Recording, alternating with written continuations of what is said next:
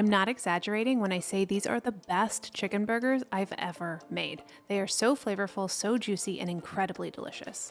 The secret is mixing in a bunch of cooked veggies right into the patties, making the burgers super juicy and flavorful. We love topping them with melty cheese, a bit of Dijonnaise, and crispy lettuce. Trust me, you'll want to make these again and again. For those veggies, we've got finely chopped zucchini, bell pepper, onion, and garlic. Then you'll toss them into a hot skillet with some olive oil and let them cook down.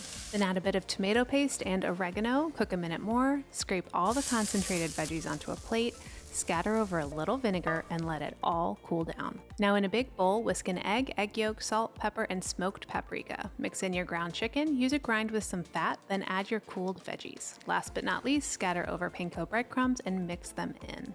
Now we like browning on both sides and then finishing them in the oven. We also add cheese. While Adam and I do, our son prefers these without. Then build your burgers, a toasted bun, sauce, lettuce, and that amazing chicken burger. I can't wait for you to try these.